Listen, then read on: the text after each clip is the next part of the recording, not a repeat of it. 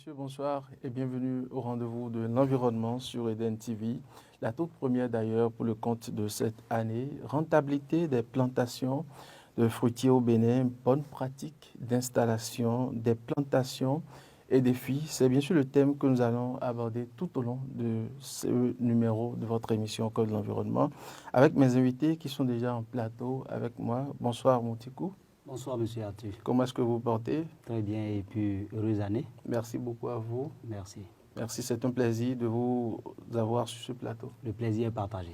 Alors, Naini, bonsoir, j'espère que vous allez bien. Je me porte à merveille, monsieur Arthur. Il y a très longtemps, j'espère que tout marche à merveille. Oui, tout va bien. Merci beaucoup. Mesdames et messieurs, nous allons à la découverte du goyavier amélioré avant d'entrer dans le vif du sujet. Nous vous présentons typiquement et essentiellement le goyavier amélioré. Voyez la grosseur avec moi, c'est un goyavier qui produit en moins de 6 mois, ce n'est pas de la magie. Suivez mon regard. Planteur moderne, nous sommes à côté d'un goyavier amélioré qui a produit en moins de 6 mois. C'est quand 6 fruits sur l'arbre de façon continue et étendue, c'est-à-dire quand la floraison commence, ce goyavier ne s'arrête jamais. Dans l'année, ça produit à tout moment de façon continue et étendue.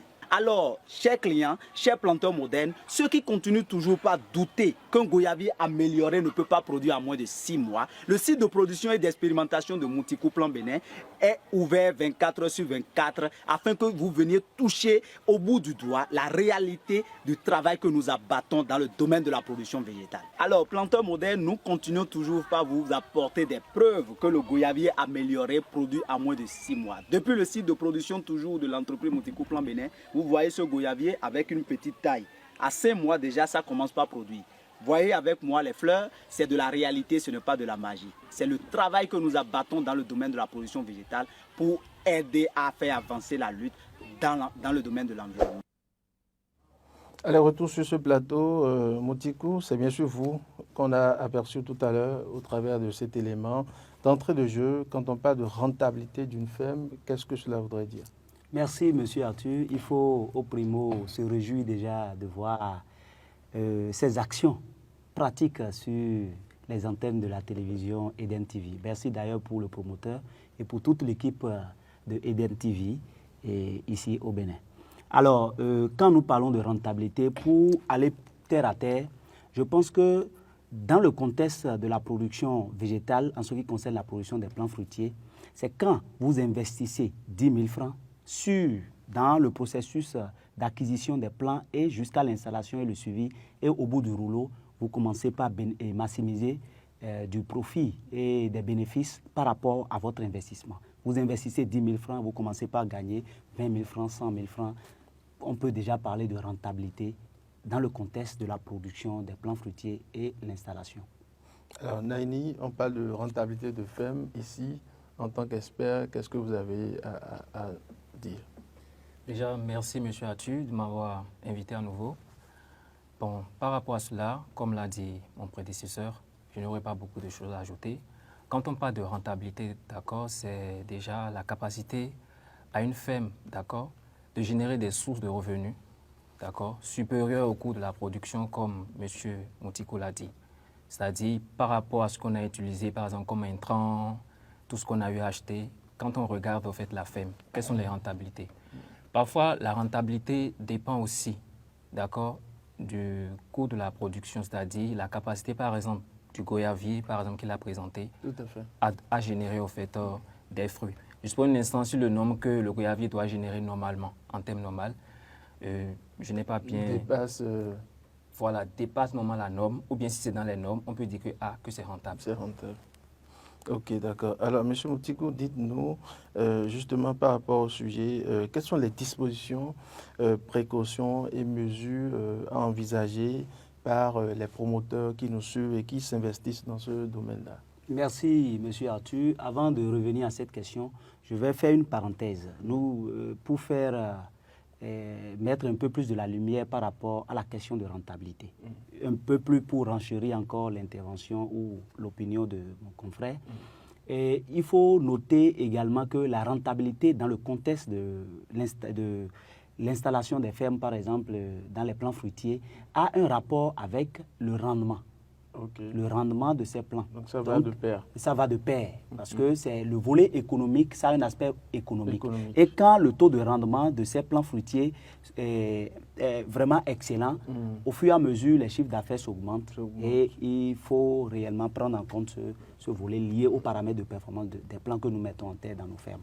Mais quelles sont maintenant les dispositions, les précautions? Alors, comme je l'ai toujours dit ici, pour faire réellement une transposition didactique, c'est-à-dire monnayer le savoir savant, il faut noter qu'il y a, en tant que promoteur de ferme, en tant que une personne qui veut s'investir dans le domaine de l'installation de ces fermes, il doit d'abord, la première des choses qu'il doit faire, c'est de se confier d'abord à un spécialiste, et un vrai spécialiste. Je note bien un vrai spécialiste. Mais est-ce que cela ne nécessite pas des moyens suffisants?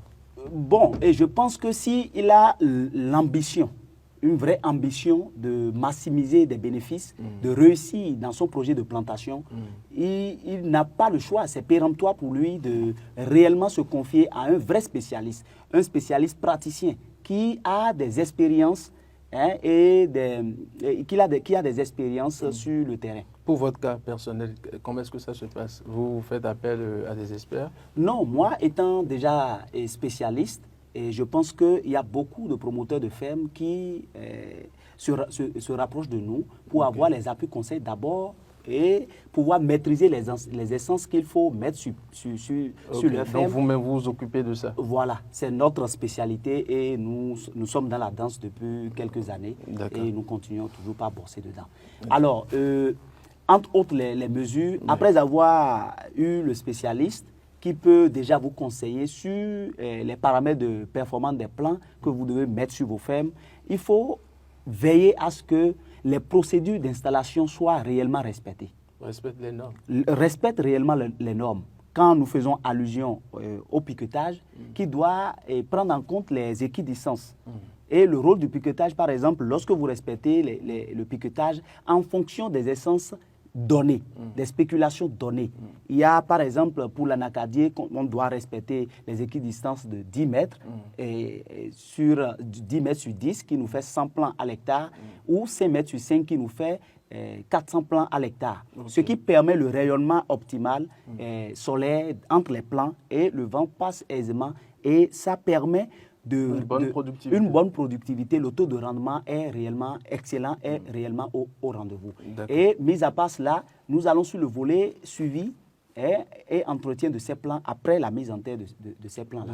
Voilà, donc c'est entre autres les mesures qu'un promoteur de ferme qui a le souci réel pourrait envisager. Oui, voilà. D'accord. Monsieur Naini, quelles sont selon vous d'autres dispositions et précautions à adopter pour un plus grand rendement? Merci, Monsieur Arthur. Pour enchérir ce que mon confrère vient de dire, pour le rendement, je pense d'abord que les promoteurs doivent suivre des formations adéquates. Parce que très souvent, ils ont en fait des infrastructures et tout, mais comment les utiliser pour avoir du rendement, ils ne savent pas. L'autre volet dont je vais toucher, c'est concernant... Mais qui organise ces formations? Qui sont ceux-là qui mettent en place ce type de formation? Bon, je pense que des gens comme M.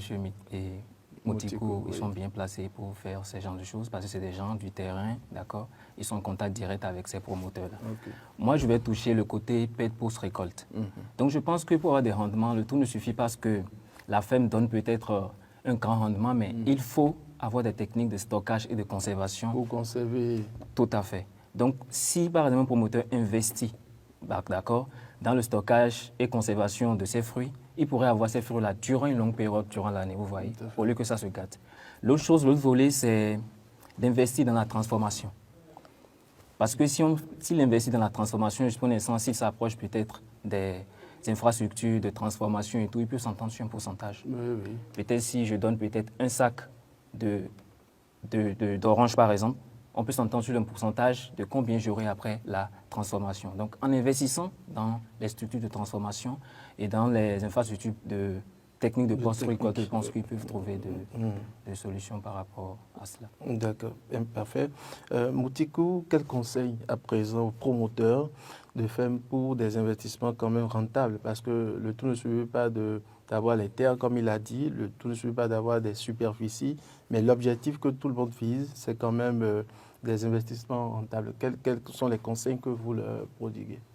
Alors, Monsieur Arthur, je vais d'abord informer nos téléspectateurs qui nourrissent l'ambition de s'investir dans le domaine des plantations. Que ça ne ment pas, n'est-ce pas? Oui, ça ne ment pas. C'est d'ailleurs la voie à suivre. Aujourd'hui, quand nous prenons un manguier, les manguiers, tous les plants fruitiers ont des paramètres de performance. C'est comme par exemple nos télévisions que nous avons et nos motos. Il y a les marques, il y a les puissances. Mais il y a beaucoup aujourd'hui qui ne comprennent pas cela. Donc, si vous ne maîtrisez pas les paramètres de performance des plants que vous voulez mettre en terre sur vos sites, il serait très difficile d'espérer, difficile et presque impossible d'espérer un meilleur résultat, un meilleur rendement et espérer une rentabilité par rapport à vos investissements sur ces fermes-là. Ça veut dire quoi? Aujourd'hui, le travail est très bien fait au niveau des institutions étatiques qui s'investissent dans le domaine agricole, comme l'ATDA, le ministère de l'Agriculture, en collaboration avec des ONG sur le plan national et international, comme la GIZ. Ils ont travaillé à faire le choix des arbres élites. Et quand nous parlons d'arbres élites, c'est des arbres qui sont d'abord des arbres qui ont de meilleurs paramètres de performance. Et chaque arbre, vous pouvez voir un manguier qui a un taux de rendement peut-être de 20 mangues par année. Et il y aura des arbres élites aussi qui auront des taux de rendement de 100 mangues par année. Mais parlons de mangue justement. Est-ce que les mangues n'ont pas de saison? Est-ce qu'on peut récolter la mangue à n'importe quelle saison? Non, il y a bel et bien des saisons pour chaque essence fruitière. Oui. Donc, les mangues, il y a cette période, on ne peut pas récolter les mangues à tout moment. Parce que il faut noter que c'est la cessation, le stress lié à la cessation brutale des pluies qui font que nous constatons les floraisons au niveau des manguiers. Okay. Voilà. Donc, ici, c'est pour dire que quand vous voulez acheter un plant chez un producteur, un pépiniériste, rassurez-vous de voir d'abord les certifications liées à l'État, de voir les greffons qu'il a puisés pour pouvoir greffer ses plants au niveau de ses porte-greffes.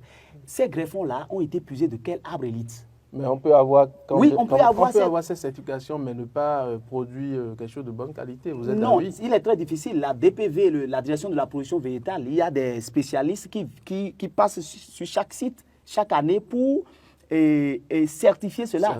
Et ils prennent en compte un certain nombre de paramètres donnés. Les arbres élites sont bien enregistrés dans les bases de données de la direction départementale, de l'agriculture et de l'ATDA et tout. Et nous avons ces données-là, ils mettent cela à notre disposition. Nous avons les coordonnées, nous avons le KOR de chaque plant fruitier et de ces essences-là. Donc, tout est bien établi. Mais ça échappe à notre fidèle population. Donc, aujourd'hui, quand vous voyez quelqu'un qui veut vous vendre un plant de manguier à 1000 francs, et à côté, il y a quelqu'un qui vous propose ce même plan à 500, il faut que vous commencez par douter et demander à cette personne pourquoi le plan est à 1000 francs et non de dire que c'est cher. C'est le résultat qui compte. Donc, c'est un peu, par rapport aux paramètres de performance, c'est un peu cela. Maintenant, je vais venir sur le volet par rapport, lié à l'installation. L'installation, quand vous prenez le piquetage, c'est péremptoire. C'est une obligation de procéder par piquetage. On va quitter les anciennes habitudes traditionnelles, comme si on était à 1800, dans les années 1800. On doit finir avec ça. Nous irons au niveau de la trouaison. Ça doit respecter un certain nombre de profondeurs données et de diamètre donné par rapport à chaque essence de plant fruitier. Nous allons pratiquement au niveau, après la mise en terre, nous allons au niveau du suivi. Au niveau du suivi, il y a l'élagage des plants, il y a le suivi, le traitement phytosanitaire qu'il faut pour entretenir réellement ces plants contre les attaques, contre les parasites et les micro-organismes nuisibles. Donc, au bout du rouleau, quand vous arrivez à être collé à ces différentes étapes, je pense que, à ces différentes mesures ou étapes, je pense que vous êtes... la probabilité est très forte que vous pourriez réellement maximiser la productivité. Voilà, c'est aussi ça. Nani, quelques conseils pour juste compléter ce qu'il a dit? Bon, déjà, ce que moi, je peux déjà ajouter, pour les bonnes pratiques, tout d'abord, il faut le choix de l'emplacement. Il faut un bon emplacement. Il faut d'abord voir l'emplacement adéquat. Et pour cela, je vais m'appuyer. Emplacement, vous voulez parler du sol aussi? Du site, oui, c'est ça. C'est du sol que je vais parler. Je prends un instance, si c'est par exemple pour la culture du manguier. Si je vais me référer aux régions ici au Bénin, on sait que c'est au nord qu'il est tellement favorable pour la culture du manguier, notamment dans le village de Pepoyako, par exemple, en Atitengu. C'est favorable pour la culture du manguier là-bas. Il faut choisir le site. Maintenant, après le choix du site, il faut penser aux bonnes pratiques. Comme M. Moutikou le disait, le greffage. Le greffage est favorable pour pouvoir accélérer la production. En ce sens que si c'est le manguier ou bien l'oranger, si ça devait faire 6 ans ou 7 ans avant de commencer par entrer en production, grâce au greffage, ça peut commencer déjà par de 4 ans. Mais qu'en est-il des engrais? Les engrais, très bien. Concernant les engrais, il faut utiliser peut-être du compost. C'est encore mieux que les engrais. Et pour l'utilisation, on ne peut pas dire que sur tel sol, il faut utiliser tel engrais, non. En fait, le compost est utilisé en fonction du sol. Il faut avoir la texture du sol avant d'appliquer au fait le compost. C'est un peu ça. D'accord. Alors, mesdames et messieurs, savez-vous ce que c'est que le fruit de la passion? Comment fait-on la pépinerie du fruit de la passion? Suivons cet élément pour en savoir davantage. Lorsque vous avez le compost, il faut désinfecter. Lorsque vous désinfectez, vous avez besoin de la cendre, soit vous avez besoin des produits chimiques, soit vous avez besoin de l'eau chaude. Ça dépendra de ce dont vous êtes capable pour pouvoir faire votre pépinière. Ici, on a utilisé l'eau chaude au préalable pour pouvoir désinfecter le pot, déjà fait hier. Et aujourd'hui, on va faire le semis. Pour faire le semis, il faut faire des lignes, comme je suis en train de le faire dans la vidéo. Dans une bague, vous faites 4 lignes à l'intérieur. Cela vous permet de maximiser sur l'espace. L'agriculture aussi, c'est une question d'espace, c'est une question de rentabilité. C'est un côté commercial aussi. Okay. Après avoir fait les 4 lignes, telles que je l'ai fait, pas trop profond, vous avez besoin maintenant de mettre les semences à l'intérieur de ces lignes-là. C'est les semences qu'on avait déjà préalablement préparées. C'est les semences de qualité. Donc vous prenez les semences, vous mettez ça à l'intérieur. Il ne faudrait pas que ça soit sur le bord, uniquement à l'intérieur. C'est ce que je suis en train de faire. Et vous refermez légèrement. Là, on a fini avec les semences. Vous avez vu que je n'ai pas entassé les semences à l'intérieur. Il ne faudrait pas les entasser parce que lorsque ça va germer, vous allez avoir beaucoup de pertes après germination. Donc, vous fermez légèrement. C'est ce que je suis en train de faire. Et là, vous avez fini votre préparation de semis de fruits de la passion. Oui. Après 2 semaines d'arrosage, vous faites l'arrosage une fois par jour, pas 2 fois, une fois par jour. La levée des graines commence. Tel que vous êtes en train de voir ici, les graines sont en train de pousser. Et il y a aussi là, viens, amène la caméra. Vous allez voir ici, je vais sortir les graines, vous allez voir que c'est en train de... Ça a commencé la germination.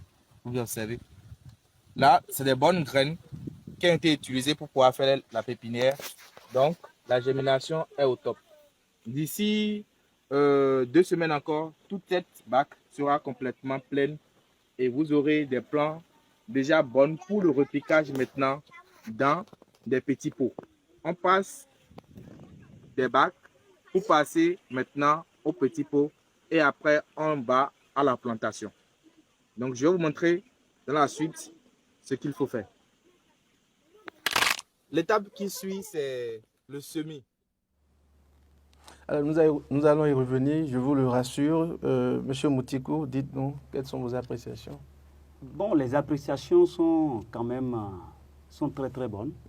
C'est une technique quand même importante. Oui, oui, ça c'est de ça il s'agit. C'est de ça que nous avons besoin, de purement pratique et non rester dans la théorie. D'accord. Alors dites-nous, quelle culture de plants est rentable sur une petite surface? Parce que nous savons, cela dépend du plant fruitier, n'est-ce pas? Oui, cela dépend du plant fruitier et comme je le dis souvent, c'est aussi la zone où vous voulez installer ces plants-là. Parce que chaque zone aussi a ses caractéristiques et il faut chercher à comprendre et puis pouvoir maximiser réellement du profit. Mais entre autres, nous avons démarré avec le goyavier amélioré, par exemple, qu'on peut prendre comme exemple parmi tant d'autres, qui peut réellement, être rentable sur une petite surface. Oui, sur une petite surface. Parce que quand vous prenez l'équidistance du goyavier amélioré qu'on vient de présenter, c'est de 3 mètres ou de 5 mètres au plus. Donc sur 30 mètres carrés, vous aurez plus de 20 plants. Et sur ces 20 plants, un plant peut donner jusqu'à 500 fruits. Donc, jusqu'à 500. Voilà, si nous rentrons dans les calculs, il y a beaucoup qui et si on respecte bien sûr les normes. Oui, bien sûr, voilà, il faut respecter ces procédures-là. D'accord. Voilà. Naini, nous entendons souvent parler de pratiques agroforestières. Qu'est-ce que cela veut dire? Merci, M. Arthur. Quand on parle de pratiques agroforestières, c'est la pratique, c'est-à-dire c'est la culture, d'accord, culture agricole, d'accord, et plantation forestière. D'accord. Et comment se passe la jonction des deux? La jonction. Je vais prendre des exemples terre à terre pour être explicite. Je prends un instance si c'est par exemple la culture du manguier, d'accord, et par exemple le baobab. On sait que c'est une plantation forestière, mais il donne aussi des fruits. C'est par exemple quand on va dans une plantation, par exemple, y trouver et des manguiers et du baobab. Ou soit par exemple, on peut prendre par exemple l'oranger, trouver de l'oranger, par exemple le karité. Le karité, c'est côté forestier et le manguier côté fruitier. Merci. Merci beaucoup. Alors, nous sommes déjà à la fin de cette émission. Moutiko, dites-nous, pour une fois, rappelez à nos téléspectateurs comment réussir une plantation. Nous sommes dans la nouvelle année 2025. Les projets sont là. Comment est-ce qu'il faut faire pour réussir les plantations? Voilà, je pense que l'émission ne peut pas tout décrire. Et ils ont cette chance-là peut-être de se rapprocher de Eden TV, les journalistes purement techniques qui sont là, et peut-être avoir nos contacts en tant que spécialistes. Nous allons essayer encore une fois d'être des appuis conseils pour faire avancer tout projet venant d'un promoteur ou d'une structure étatique ou bien d'une collectivité territoriale. Oui, mais déjà, quelles sont les petites astuces que vous pouvez leur donner? Oui, dès maintenant, nous maîtrisons déjà, malgré qu'il y a des aléas climatiques du sud au nord, et nous avons 2 saisons à Cotonou, comme au sud et une seule saison au nord, nous maîtrisons déjà les périodes de mise en terre de ces plans-là. Donc dès il maintenant, faut en tenir compte. Oui, il faut en tenir compte. Donc dès maintenant, c'est le moment propice pour se rapprocher de spécialistes que nous avons eu à choisir et commencer par lui dire ce que nous voulons faire et ensemble enregistrer les commandes qu'il faut et prendre en compte les réalités du terrain et faire l'état de lieu des sites aussi. Et commencer par réfléchir aux travaux préparatoires de ces sites-là. Et là, lors de la mise en terre sera une réalité à partir de mai, de mi-mai ou soit juin, et les autres procédures vont réellement s'en suivre. Et il faut noter également que il y a beaucoup, je fais une parenthèse, il y a beaucoup, malgré qu'ils suivent ces procédures, ils assistent par exemple à la perte et au pourrissement de ces fruits-là. C'est pourquoi il faut réellement prendre la chose vraiment au sérieux et se confier réellement à un spécialiste qui puisse défendre des valeurs et non de chercher l'argent, de se maximiser ses propres profits pour être utile pour lui-même. Et avoir des pertes. Et avoir des pertes pour ces promoteurs-là. Il y a tant que nous parlons des procédures de greffage, il y a aussi le matériel végétal qui doit être toujours désinfecté. Ça, il faut réellement que... C'est très capital. Je parle à l'endroit aussi des pépinéristes comme moi, des jardiniers comme moi. Il faut réellement qu'on respecte cela. Sinon, nous allons constituer des obstacles. Nous serons peut-être... Au lieu de faire avancer les choses, nous allons regresser plus dans ce domaine-là. Merci beaucoup à vous. Naini, c'est la fin de cette émission. Vous allez regarder dans la caméra et dire à nos téléspectateurs comment est-ce qu'ils peuvent quand même réussir leur plantation. Voilà. Ce que nous pouvons retenir, pour réussir une plantation, il faut appliquer de bonnes techniques agricoles, notamment le choix du site, comme je l'ai dit.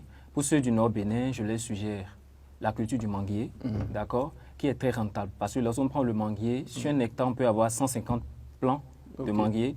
Et déjà, sur un an, on peut avoir 6 à 16 tonnes. D'accord? Je pense que c'est déjà rentable pour le manguier. Dans le sud, je peux déjà suggérer l'ananas. La culture de l'ananas est très rentable au sud Bénin, notamment dans les départements de l'Atlantique, du Mono, du Koufo. Donc ceux qui sont dans ces milieux-là, ils suggèrent vraiment la culture de l'ananas. Et lorsqu'ils veulent faire la plantation, de vraiment tenir compte du respect des distances. Par exemple, quand on prend les cas entre les lignes, pour l'ananas, c'est de 30 à 40 cm. C'est vrai, cela varie en fonction de la densité. Je suis point naissance sur un hectare de 61 500 pieds de plant d'ananas, d'accord, on peut avoir un rendement de 20 tonnes par an. Et le cycle de production, c'est de 18 à 24 mois. Donc, on voit dire que c'est assez rentable. Et ils peuvent utiliser, par exemple, les pesticides et les fongicides pour pouvoir lutter contre les ravageurs et les maladies. Okay. Ce que je veux rajouter, c'est l'entretien. Parce que pour éviter l'attaque des ravageurs, il faut d'abord faire l'entretien. L'entretien, le suivi. Le suivi. Et cela, j'ai remarqué que, qu'est-ce qu'ils font dans ces régions? Quand ils font le défrichage, au fait, ils prennent ces herbes-là encore et ils les jettent encore sur les plants d'ananas. Oui, ils le font. Ah bon? Or, en faisant ça, ça va encore détruire, au fait, les ananas. C'est d'éviter, au fait, de faire d'abord l'entretien, de prendre encore ces déchets jetés encore sur les plants. Il faut être discipliné, au fait, dans l'entretien. D'accord. Merci beaucoup. Il faut être discipliné. C'est très capital. Hervé Ndaini, merci beaucoup à vous. Merci pour votre disponibilité. Gilbert Kouagou, Moutikou, merci également à vous. Vous avez quitté le Septentrion. Merci pour votre disponibilité. Mesdames et messieurs, c'est la fin de cette émission. Merci de nous avoir suivis. Marcel Yedo a assuré la technique à la présentation. J'ai été également accompagné de Martin Tonissé, Modeste de Farida. Mesdames et messieurs, merci et à très bientôt pour un autre numéro de Au cœur de l'environnement.